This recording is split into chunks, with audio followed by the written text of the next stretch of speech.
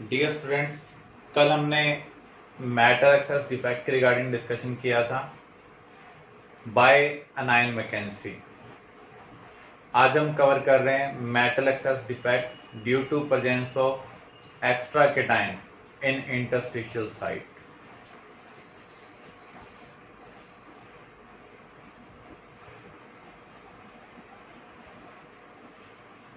अगर कोई cation interstitial site में आ जाए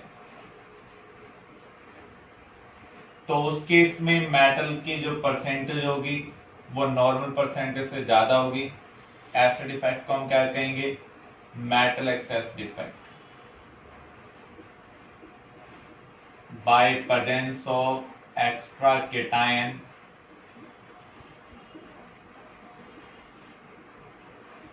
in interstitial site means void।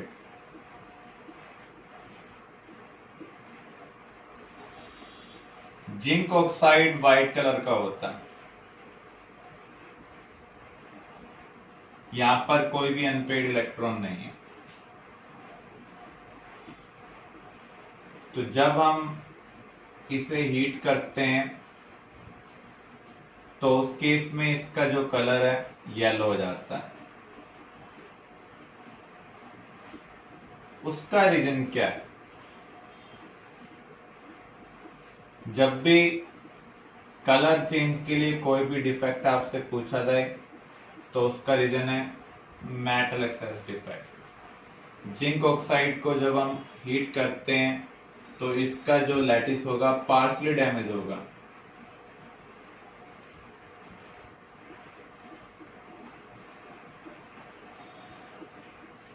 जैसे आप इस क्रिस्टल को हीट करें, मान लीजिए ये पार्ट डैमेज हो गया और यहां पर जो ऑक्साइड आयन था वो ऑक्सीजन गैस की फॉर्म में रिमूव हो जाएगा। ऑक्साइड से इलेक्ट्रॉन फ्री होंगे और जिंक आयन भी फ्री होगा, तो जिंक आयन को कहीं ना कहीं जगह लेनी है, तो वो किसी इंटरस्टिशियल साइट में चला जाएगा। ऐसे ये जो इलेक्ट्रॉन्स हैं इंटरस्टिशियल साइट में चले जाएंगे।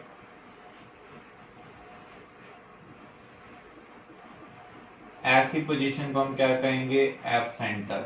अनपेड इलेक्ट्रॉन जब अनायन वैकेंसी या इंटरस्टिशियल साइट को ऑक्युपाई करता है तो वो सब्सटेंस के कलर के लिए रिस्पॉन्सिबल होता है, तो ऐसी पोजीशन को हम क्या बोलते हैं?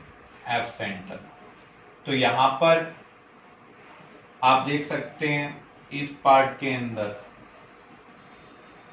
मेटल नॉन मेटल से ज्यादा है, इसलिए डिफेक्ट कौन सा होगा? मेटल एक्सेस डिफेक्ट होगा। ये डिफेक्ट क्यों है? इंटरस्टिशियल साइट में जिंक आयन को नहीं होना चाहिए था, इन इलेक्ट्रॉन्स को नहीं होना चाहिए था, लेकिन यहाँ पर प्रेजेंट है। जब भी आइडियल अरेंजमेंट से हमें कुछ भी डेविएशन मिलती है तो उसे हम क्या कहेंगे? डिफेक्ट। तो यहाँ पर इस डिफेक्ट की वजह से मेटल पोर्शन की जो परसेंटेज है वो नॉर्मल परसेंटेज से ज्यादा हो रही है, इसलिए ये क्या है? Metal excess defect. नेक्स्ट है metal deficiency defect. Metal deficiency defect कौन शो करते हैं? जहां पर metal variable oxidation state show करते हैं, मींस ट्रांजिशन एलिमेंट कंपाउंड।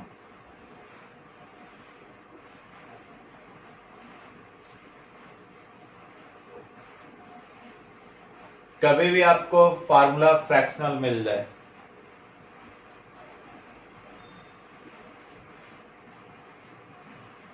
तो वहां पर मेटल डेफिशिएंसी डिफेक्ट है। इसका रीजन क्या है?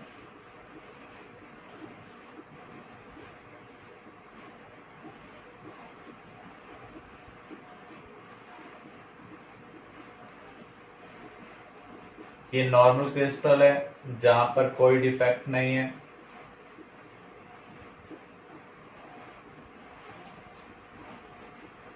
जब हम इस क्रिस्टल को हीट करेंगे, जो ये केटाइन है अपनी पोजीशन को लीव कर रहा है। हमने डिस्कशन किया था जो FeO है उसकी स्ट्रक्चर सोडियम क्लोराइड के सिमिलर है, इसका मीनिंग जो अनायन है वो FCC लैटिस बना रहे हैं, और जो फेरस आयन है वो ऑक्टाहेड्रल वॉइड के अंदर प्रेजेंट है। जब आप ऐसे क्रिस्टल को हीट करेंगे या बीट करेंगे तो जो केटायन है वॉइड पार्टिकल है वो ऑक्टाहेड्रल से टेट्राहेड्रल नहीं जा सकते हैं, उनको लैटिस से बाहर जाना पड़ेगा। आयनिक सॉलिड के अंदर न्यूट्रल कैरेक्टर मेंटेन होना चाहिए, तो यहां पर 2 पॉजिटिव का लॉस हो रहा है, तो इसका मीनिंग 2 नेगेटिव का भी लॉस होना चाहिए, तभी न्यूट्रल कैरेक्टर मेंटेन होगा। इस चीज को कंपनसेट करने के लिए, चार्ज को बैलेंस करने के लिए 2 फेरस आयन किस में कन्वर्ट हो जाएंगे, फेरिक आयन में कन्वर्ट हो जाएंगे। तो यहाँ पर न्यूट्रल कैरेक्टर मेंटेन हो रहा है, जितना नेगेटिव है उतना ही क्या है, पॉजिटिव। लेकिन यहाँ पर आप देख सकते हैं मेटल का लॉस हो रहा है, इसलिए डिफेक्ट को हम क्या कहेंगे, metal deficiency defect. For loss of each ferrous ion 2 ferrous converted into ferric ion. पहले 1:1 था, यहाँ 2 नेगेटिव यहाँ 2 पॉजिटिव। अब कुछ फेरस आयन फेरिक आयन में कन्वर्ट हो रहे हैं, तो यहाँ पर इसका जो कॉम्पोजिशन होगा वो नॉर्मल कॉम्पोजिशन से कम हो जाएगा, इसलिए हमें जो फार्मूला देखने को मिल रहा है वो फ्रैक्शनल देखने को मिल रहा है। तो जब भी फ्रैक्शनल फार्मूला है तो वहां पर डिफेक्ट कौन सा है, मेटल डेफिशिएंसी। ये भी नॉन स्टोइशियोमेट्रिक डिफेक्ट है, क्योंकि डिफेक्ट के बाद फार्मूला क्या हो रहा है, चेंज। ये भी नॉन स्टोइशियोमेट्रिक डिफेक्ट है।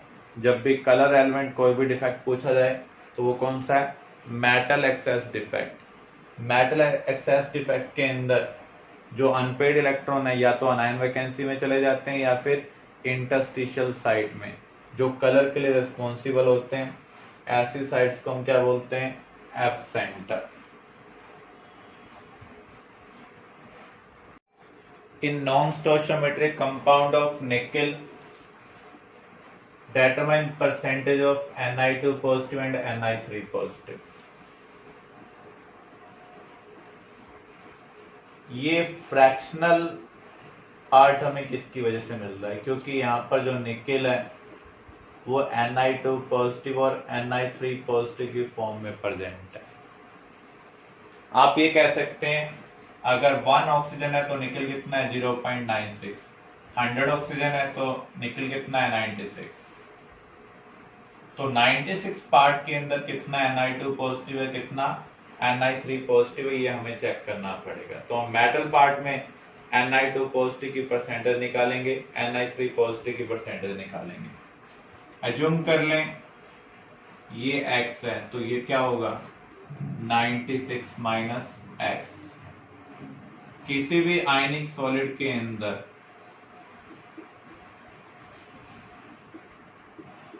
टोटल पॉजिटिव टोटल नेगेटिव के इक्वल होना चाहिए इन टर्म्स ऑफ मैग्नीट्यूड। तो यहां पर हम टोटल पॉजिटिव काउंट करते हैं, x इंटू निकल के पास चार्ज कितना है, +2। Ni3 पॉजिटिव कितने हैं, 96 माइनस x, और यहाँ पर चार्ज क्या है, +3। तो इसके अंदर जितना पॉजिटिव चार्ज है उतना ही क्या होना चाहिए, नेगेटिव।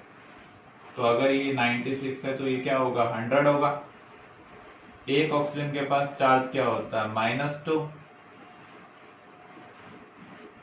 तो इसे हम सॉल्व करेंगे, x की वैल्यू निकालेंगे, तो 2x + 3 into 96 minus 3x equal to 200। तो x आपको क्या मिल रहा है, 3 इंटू 96 माइनस 200। तो यहां पर x की वैल्यू क्या होगी, 88। देखो यहां पर 4 कम है, 3 बार 4 कम करेंगे, आउट ऑफ 100 मीन्स 300 में से 12 हमें कम करना है, तो 288 माइनस 200 क्या आ जाएगा 88। तो x यहाँ पर 88 है, तो ये किसको रिप्रेजेंट कर रहा है Ni2 पॉजिटिव को। तो हमें परसेंटेज ऑफ Ni2 पॉजिटिव चाहिए, तो 88/96 into 100 number of nickel ion divide by total number of nickel ion. ऐसे परसेंटेज ऑफ Ni3 पॉजिटिव निकालनी है, तो 100 minus percentage of Ni2 positive. तो जब भी आपको नॉन स्टोइचियोमेट्रिक कंपाउंड दिया हो, परसेंटेज कॉम्पोजिशन निकालना हो, तो यहाँ पर आपको ये ध्यान रखना है जो फ्रैक्शनल फार्मूला है वहां पर दो टाइप के आयन प्रेजेंट होंगे। तो यहाँ पर दो टाइप के आयन है, Ni2 positive, Ni3 positive. Question में हमें इसके रिगार्डिंग इंफॉर्मेशन भी दी हुई है। अगर ये 1 है तो ये 0.96 है, अगर ये 100 है तो ये क्या होगा 96। तो हमने जूम कर लिए, total number of nickel ion कितने हैं 96 हैं। Ni2 पॉजिटिव x होंगे, तो ये क्या होंगे 96 माइनस x। किसी भी आयनिक सॉलिड को इलेक्ट्रिकली न्यूट्रल होना चाहिए, तो जितना पॉजिटिव होगा उतना ही क्या होगा नेगेटिव। तो हमने टोटल पॉजिटिव चार्ज को कैलकुलेट किया, टोटल नेगेटिव को, x की वैल्यू को डिटरमाइन किया। जब हम x की वैल्यू डिटरमाइन कर लेंगे तो हम परसेंटेज ऑफ Ni2 पॉजिटिव और percentage of Ni3 positive determine कर सकते हैं। क्लियर?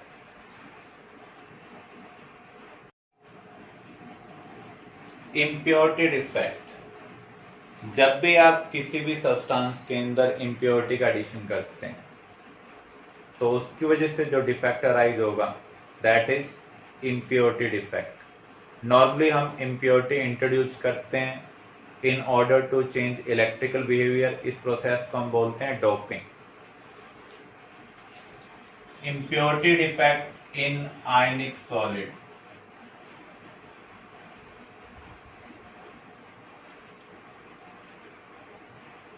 जो मोल्टन सोडियम क्लोराइड है,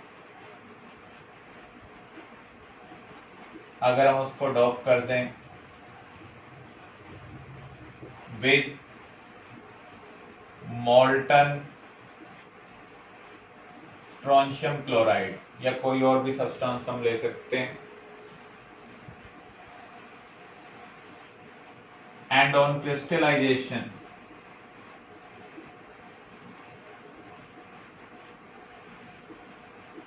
we get defected crystal.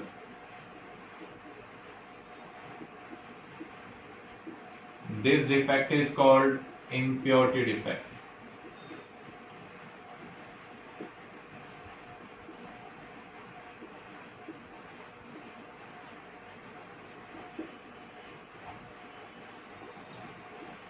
The process of introduction of impurity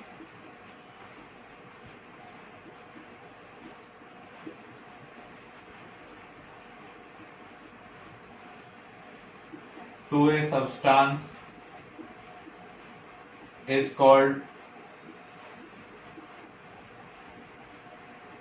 doping. Sports में भी हम कई बार इस टर्म को सुनते हैं। जब भी ओलंपिक या कोई भी बिग इवेंट होता है तो कुछ एजेंसीज हैं जैसे नाडा, वो डोप टेस्ट परफॉर्म करती हैं। जो प्लेयर्स हैं वो अपनी परफॉर्मेंस को इंक्रीज करने के लिए कुछ फॉरेन मटेरियल अपनी बॉडी में इंजेक्ट करते हैं ताकि उनकी स्पीड इंक्रीज हो जाए। तो उस केमिकल को डिटेक्ट करने के लिए कुछ टेस्ट किए जाते हैं कि उन्होंने फॉरेन मटेरियल को अपनी बॉडी में इंट्रोड्यूस किया या नहीं किया टू इंक्रीज इट्स परफॉर्मेंस। तो उस टेस्ट को हम बोलते हैं डोप टेस्ट। तो जिस प्रोसेस में हम फॉरेन मटेरियल कहीं भी इंट्रोड्यूस करते हैं तो उस प्रोसेस को हम क्या कहेंगे डोपिंग। सब्सटेंस के अंदर डोपिंग करने का पर्पस क्या है? To improve its electrical behaviour.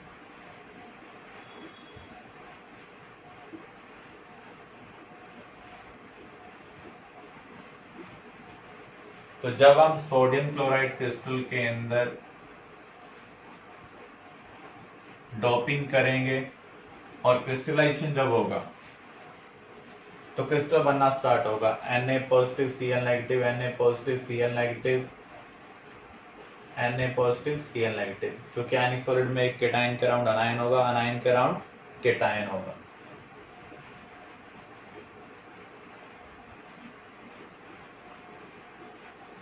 तो बीच में कुछ यूनिट इसके भी आएंगे,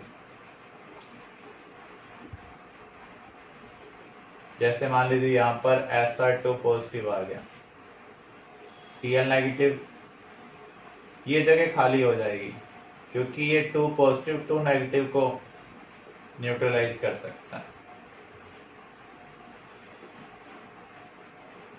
तो आप क्या देख रहे हैं, इम्प्योरिटी के एडिशन की वजह से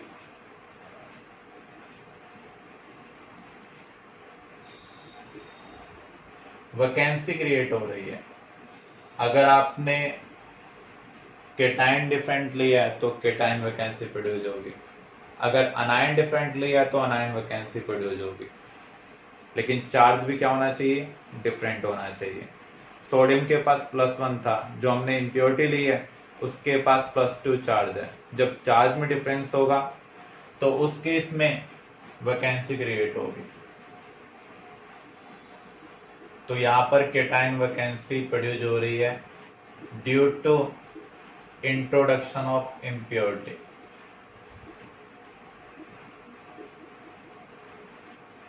पहले सोडियम क्लोराइड इंसुलेटर था, लेकिन जब हमने इसके अंदर इम्प्योरिटी का एडिशन किया, डोपिंग की, तो यहाँ पर वैकेंसीज क्रिएट हो रही हैं।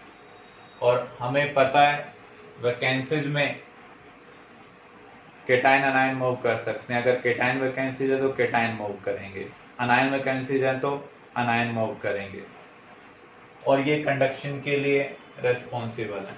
तो पहले सोडियम क्लोराइड इंसुलेटर था, अब थोड़ा बहुत कंडक्ट करेगा, इसका मीनिंग ये सेमीकंडक्टर की तरह बिहेव कर सकता है। Now behaves as semiconductor.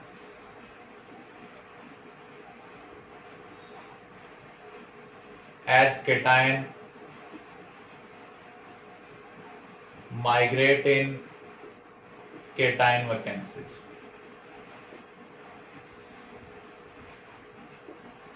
ऐसे अगर हम अनायन डिफरेंट लेते हैं, डिफरेंट चार्ज वाला, तो अनायन वैकेंसी प्रोड्यूस होंगी। तो पहले ये इंसुलेटर था, अब क्या हो गया, सेमीकंडक्टर हो गया। तो यहां पर इलेक्ट्रिकल बिहेवियर क्या हो रहा है, चेंज हो रहा है। Clear? Calculate the concentration of cation vacancies if KCl is doped with 10⁻⁻³ mole of calcium chloride. Concentration of cation vacancies का मीनिंग क्या है? Number of cation vacancies per mole of crystal.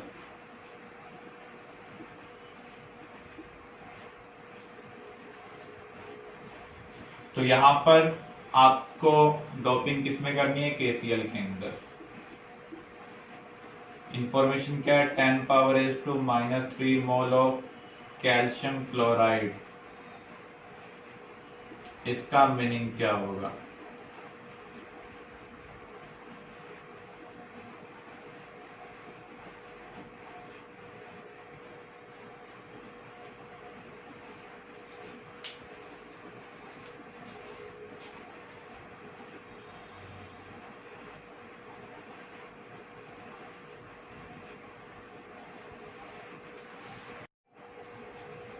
determine concentration of cation vacancies if sodium chloride doped with 10⁻⁻³ mole% of AlCl3.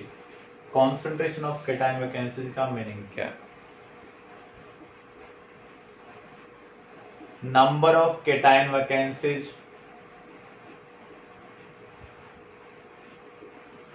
per mole of crystal.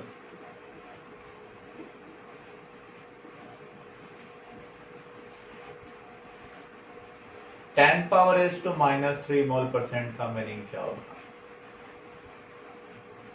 100 mole of sodium chloride, क्योंकि percentage का meaning क्या है, out of 100 contains 10 power is to -3 mole AlCl3। तो 1 मोल sodium chloride में कितना होगा, by 100 करेंगे means 10 power is to -5 mole AlCl3। जब आप सोडियम क्लोराइड के अंदर AlCl3 इंट्रोड्यूस करेंगे तो क्या होगा, Al के पास +3 है, इसका मीनिंग Al+3 3 सोडियम आयन के इक्विवेलेंट है। तो जब Al+3 क्रिस्टल का पार्ट बनेगा तो ये 3 सोडियम की जगह कंट्रीब्यूट करेगा, लेकिन जगह तो एक ही भर सकता है। आप ये कह सकते हैं जैसे ये पैटर्न बन रहा है, अगर यहां पर Al+3 आ गया तो उस केस में ये भी खाली होगा और ये भी क्या होगा, खाली। देखो इस लाइन के अंदर 3 पॉजिटिव है 3 नेगेटिव है, तो इस लाइन के अंदर Al+3 ने 3 पॉजिटिव प्रोवाइड कर दिए, क्लोराइड अलग अलग 3 नेगेटिव प्रोवाइड कर रहे हैं, तो यहाँ पर 2 जगह खाली रहेंगी। इसका मीनिंग Al+3 की अगर हम 1 यूनिट इंट्रोड्यूस कर रहे हैं तो कितने केटाइन वैकेंसी प्रोड्यूस हो रही है, 2 केटाइन वैकेंसी। शॉर्ट फॉर्म में आप ये कह सकते हैं जितना चार्ज में डिफरेंस होगा उतनी केटाइन वैकेंसी प्रोड्यूस होंगी। Na पॉजिटिव Al+3 के चार्ज में 2 का डिफरेंस है, तो जब आप एक Al+3 इंट्रोड्यूस करेंगे तो 2 केटाइन वैकेंसी प्रोड्यूस होंगी। तो इसका हम केटाइन वैकेंसीज में कन्वर्ट कर देते हैं। एक AlCl3 से 2 केटाइन वैकेंसीज हैं, इसको नंबर में कन्वर्ट करना है तो मोल का मीनिंग क्या है, 6 × 10 पावर इज टू 23। इसको हम सॉल्व करेंगे तो आपको क्या मिल रहा है, 12 × 10 power is to 18 cation vacancies पर मोल ऑफ क्रिस्टल। फिर से आप देख लें, परसेंटेज का मीनिंग क्या है, आउट ऑफ 100। इसका मीनिंग 100 मोल क्रिस्टल के अंदर 10 power is to -3 mole AlCl3। Concentration का मीनिंग है पर मोल ऑफ क्रिस्टल, तो 1 मोल ऑफ क्रिस्टल के अंदर कितना होगा, इसको बाय 100 करना होगा, 10 power is to -5 mole AlCl3। जो आपने डिफरेंट चार्ज वाला केटाइन इंट्रोड्यूस किया वो कितनी केटाइन वैकेंसी प्रोड्यूस करेगा, क्रिस्टल वाले आयन और इसके चार्ज के बीच में कितना डिफरेंस है, 2। तो एक Al+3 2 केटाइन वैकेंसी प्रोड्यूस कर रहा है। आपके पास कितने मोल हैं, 10 पावर इज टू -5 मोल। इसको हमें नंबर में कन्वर्ट करना है तो 1 मोल का मीनिंग है एवोगैड्रो। सॉल्व कर रहे हैं तो आपको क्या मिल रहा है, 12 × 10 power is to 18 cation vacancies पर मोल ऑफ क्रिस्टल। तो ये कॉन्सेंट्रेशन है केटाइन वैकेंसीज की। Impurity defect in covalent solid, silicon, germanium, ये नेटवर्क सॉलिड है। एब्सोल्यूट 0 केल्विन पर ये इंसुलेटर की तरह बिहेव करते हैं। अगर हम सिलिकॉन के स्ट्रक्चर देखें, सिलिकॉन टेट्रावैलेंट है लेकिन बिगर साइज का होने की वजह से ये पाई बॉन्ड नहीं बनाता, तो इसको अपनी वैलेंसी रिक्वायरमेंट को सेटिस्फाई करने के लिए सभी डायरेक्शन से लिंक होना पड़ेगा, टेट्राहेड्रल पैटर्न बनेगा। 0 केल्विन टेम्परेचर पर थर्मल एनर्जी 0 होती है, तो यहाँ पर सभी बॉन्ड रिटेन्ड है। लेकिन अगर आप रूम टेम्परेचर को कंसिडर करें तब थर्मल एनर्जी 0 नहीं है।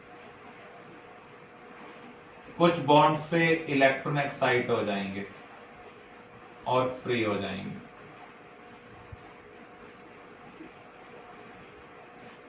जैसे जैसे टेम्परेचर इंक्रीज होता है सॉलिड पार्टिकल्स की वाइब्रेशन इंक्रीज होती है, थर्मल एनर्जी इंक्रीज होती है। इन वाइब्रेशन की वजह से कुछ इलेक्ट्रॉन्स को ज्यादा एनर्जी मिल जाती है, तो वो इलेक्ट्रॉन्स क्या हो जाते हैं, फ्री हो जाते हैं, अपनी नॉर्मल पोजीशन पर नहीं रहते हैं। ऐसे डिफेक्ट को हम क्या कह सकते हैं, इलेक्ट्रॉनिक डिफेक्ट, क्योंकि इलेक्ट्रॉन अपनी नॉर्मल पोजीशन पर नहीं है। तो ये जो इलेक्ट्रॉन है फ्री इलेक्ट्रॉन से और किसकी वजह से राइज हुए हैं, इलेक्ट्रॉनिक डिफेक्ट की वजह से। जिन पोजीशन से इलेक्ट्रॉन निकला है वहां पर डेफिशिएंसी क्रिएट हो जाएगी, पॉजिटिव पोजीशन बन जाएगी, इनको हम होल कह सकते हैं। होल को हम रिप्रेजेंट करते हैं P से, फ्री इलेक्ट्रॉन को रिप्रेजेंट करते हैं N से। तो ये जो सब्सटेंस है अब सेमीकंडक्टर की तरह बिहेव करेगा, क्योंकि यहाँ पर कुछ ऐसे चार्ज हैं जो अपनी पोजीशन चेंज कर सकते हैं। जैसे यहाँ पर इलेक्ट्रॉन फ्री हो चुका है, ये पॉजिटिव पॉइंट भी चार्ज कैरियर का काम करेगा। अगर कोई यहाँ से इलेक्ट्रॉन इधर शिफ्ट हो जाता है तो ये तो न्यूट्रल हो जाएगा और यहाँ पर होल बन जाएगा। आप ये कह सकते हैं यहाँ पर दो टाइप के चार्ज कैरियर हैं, hole and free electron. Hole को हम किससे रिप्रेजेंट कर रहे हैं, P से, और फ्री इलेक्ट्रॉन को N से। ऐसे सेमीकंडक्टर को हम बोलते हैं इंट्रिंसिक सेमीकंडक्टर। इंट्रिंसिक का मीनिंग क्या है, प्योर, बाहर से कुछ भी नहीं आया। तो रूम टेम्परेचर पर थर्मल एनर्जी इंक्रीज होने की वजह से कुछ इलेक्ट्रॉन्स अपनी नॉर्मल पोजीशन को छोड़कर फ्री हो रहे हैं, उसकी वजह से वहां पर होल क्रिएट हो रहा है, पॉजिटिव पॉइंट क्रिएट हो रहा है। पॉजिटिव पॉइंट भी अब मूव कर सकता है और फ्री इलेक्ट्रॉन भी मूव कर सकते हैं। ये नंबर में बहुत कम है, इसलिए जो कंडक्शन होगा वो मेटल के कंपैरिजन में बहुत कम होगा। तो इसलिए इनका जो कंडक्टेंस है वो इंसुलेटर और कंडक्टर के बीच में, इसलिए हम इनको क्या बोल रहे हैं, सेमीकंडक्टर। अगर हम इसके अंदर इम्प्योरिटीज इंट्रोड्यूस कर दें तो ऐसे सेमीकंडक्टर को हम क्या बोलते हैं, एक्सट्रिंसिक सेमीकंडक्टर। दो टाइप के होते हैं, N type, P type. Intrinsic के अंदर जो नंबर ऑफ होल्स हैं और नंबर ऑफ फ्री इलेक्ट्रॉन्स हैं, Na रिप्रेजेंट कर रहा है concentration of free electron, Np represent कर रहा है कॉन्सेंट्रेशन ऑफ होल, ये इक्वल होते हैं, क्योंकि जितने इलेक्ट्रॉन फ्री हो रहे हैं उतने ही होल्स बन रहे हैं। एक्सट्रिंसिक के अंदर दोनों टाइप के चार्ज कैरियर इक्वल नहीं होंगे। अगर फ्री इलेक्ट्रॉन ज्यादा है तो उसे हम कहेंगे एन टाइप, अगर होल्स ज्यादा है तो उसे हम कहेंगे पी टाइप। एन टाइप कब बनता है, व्हेन सिलिकॉन और germanium doped with electron rich impurities.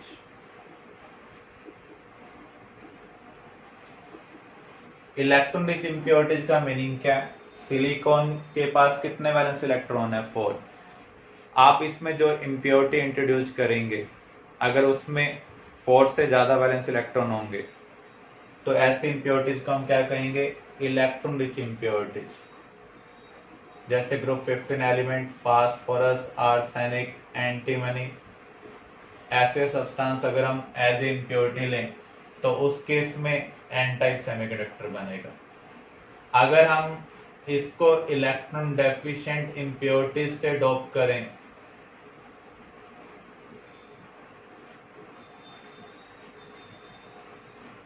तो उस केस में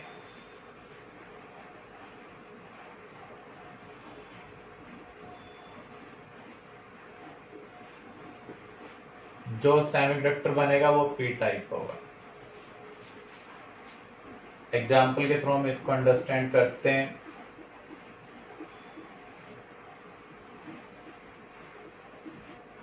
सिलिकॉन क्रिस्टल में फिट होने के लिए 4 वैलेंस इलेक्ट्रॉन होने चाहिए। मान लो आपने यहाँ पर फास्फोरस की डोपिंग कर दी तो फास्फोरस के पास 5 वैलेंस इलेक्ट्रॉन थे, 4 बॉन्डिंग में यूज हो गए, 1 इलेक्ट्रॉन फास्फोरस की वजह से क्या है, फ्री है।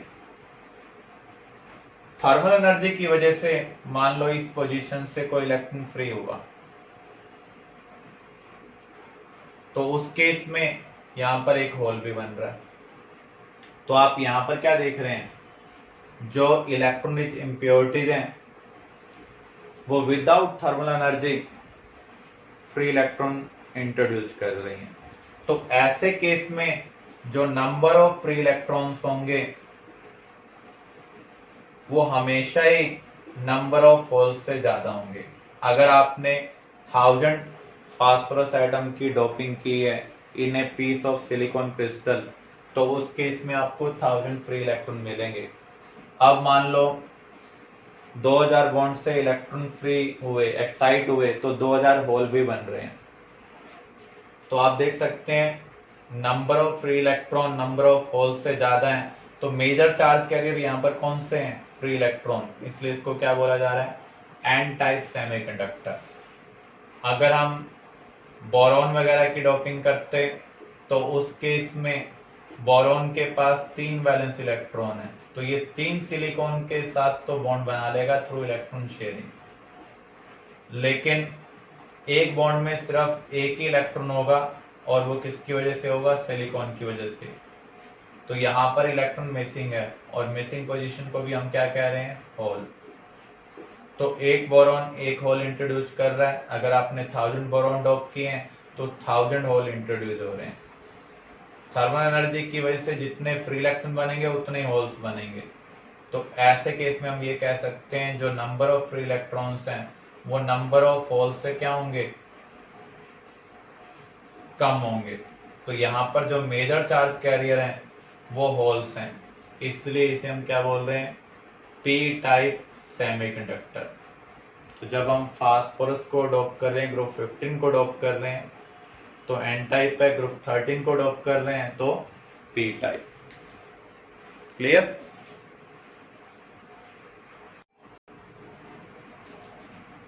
इस टाइप के क्वेश्चन आपसे सेमीकंडक्टर से रिलेवेंट पूछे जा सकते हैं।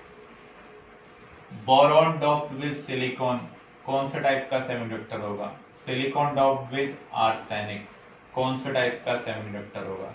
जिसके अंदर आप डोपिंग कर रहे हैं वो क्रिस्टल है, जिस चीज की डोपिंग कर रहे हैं वो क्या है, इम्प्योरिटी। तो बोरॉन क्रिस्टल में कितने वैलेंस इलेक्ट्रॉन है, 3 वैलेंस इलेक्ट्रॉन। सिलिकॉन इम्प्योरिटी में कितने वैलेंस इलेक्ट्रॉन है, 4।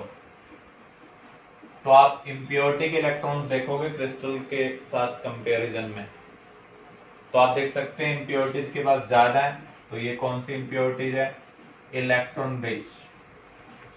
जब हम इलेक्ट्रॉन रिच इम्प्योरिटीज का एडिशन करते हैं तो सेमीकंडक्टर कौन सा बनेगा, एन टाइप। देखो ये तो एनसीईआरटी बेस्ड डेफिनेशन है, यहां पर हमें किसी भी टाइप का केस दिया हो सकता है जिसके अंदर हम डोपिंग कर रहे हैं वो क्रिस्टल है, जिस चीज की डोपिंग कर रहे हैं वो इम्प्योरिटी है। यहाँ पर बोरॉन के पास 3 वैलेंस इलेक्ट्रॉन है, डोपिंग हम किसकी कर रहे हैं, सिलिकॉन की। यहाँ पर 4 वैलेंस इलेक्ट्रॉन है, तो ये इलेक्ट्रॉन रिच इम्प्योरिटी है। और जब आप इलेक्ट्रॉन रिच इम्प्योरिटी का एडिशन करते हैं तो एन टाइप सेमीकंडक्टर बनेगा। Silicon 4 valence electron, arsenic group 15 से बिलोंग कर रहा है, 5 वैलेंस इलेक्ट्रॉन, तो ये भी क्या है, इलेक्ट्रॉन रिच इम्प्योरिटीज। तो दोनों ही केस में एन टाइप सेमीकंडक्टर बन रहा है। तो आपसे अगर बोर्ड एग्जाम में क्वेश्चन पूछ लिया जाए तो आप कैसे आंसर करेंगे, silicon is electron rich impurities, so semiconductor formed is an type semiconductor. Clear?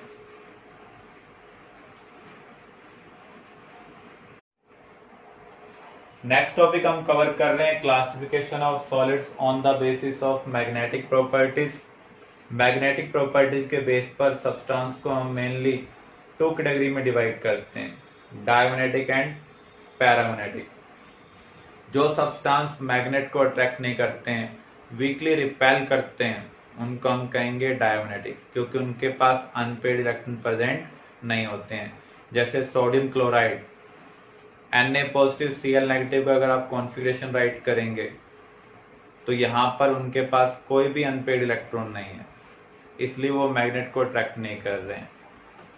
तो ऐसे सब्सटेंस को हम क्या कहेंगे? Diamagnetic substance. Sodium chloride,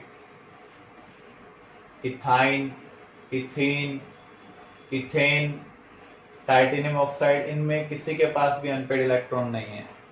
would के अंदर बहुत सारे कंपाउंड प्रेजेंट होते हैं, इनके अंदर भी कोई भी अनपेड इलेक्ट्रॉन प्रेजेंट नहीं है। तो जिनके पास अनपेड इलेक्ट्रॉन नहीं होंगे वो मैग्नेट को अट्रैक्ट नहीं करते हैं, ऐसे सब्सटेंस को हम क्या कहेंगे? डायमैग्नेटिक। नाइट्रोजन गैस को अगर आप लिक्विफाई कर दें तो अगर आप उसको मैग्नेट क्लोज लाएंगे तो वो मैग्नेट को अट्रैक्ट नहीं करती है, वीकली रिपेल करती है। क्योंकि अगर आप एंटो का मॉलिक्यूलर ऑर्बिटल कॉन्फ़िगरेशन लिखें तो वहां पर कोई भी अनपेड इलेक्ट्रॉन नहीं है। पैरामैग्नेटिक सब्सटेंस मैग्नेट को अट्रैक्ट करते हैं due to presence of unpaired electron. Oxygen liquefy कर दें और मैग्नेट के नियर बाय लेकर आए तो ये मैग्नेट की तरफ अट्रैक्ट हो रही है। इसका रीजन क्या है? इसका मॉलिक्यूलर ऑर्बिटल कॉन्फ़िगरेशन अगर आप राइट करेंगे तो वहां पर अनपेड इलेक्ट्रॉन है। कॉपर 2 पॉजिटिव, Fe3 पॉजिटिव, इनका कॉन्फ़िगरेशन राइट करें, इनके पास अनपेड इलेक्ट्रॉन है। आयरन के पास भी अनपेड इलेक्ट्रॉन है, लेकिन फिर भी दो आयरन पीस एक दूसरे को अट्रैक्ट नहीं करते हैं। इसका क्या रीजन है?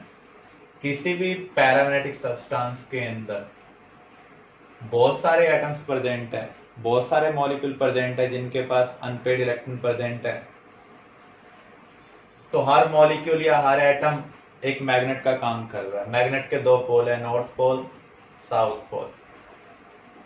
सब्सटेंस के अंदर ये जो मैग्नेटिक पोल्स हैं, जिनको मैग्नेटिक डोमेन्स भी बोलते हैं, रैंडमली ओरिएंटेड है।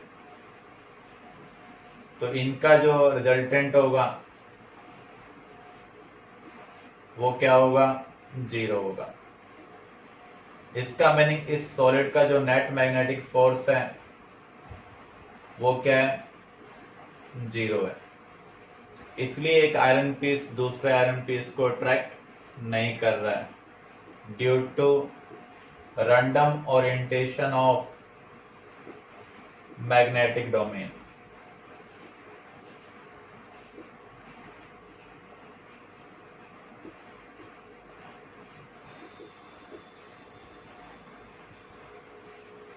जब आप इनको मैग्नेट के पास लाते हैं तो उस केस में हमें कुछ बिहेवियर देखने को मिलते हैं, जैसे ferromagnetic, anti ferro and ferric.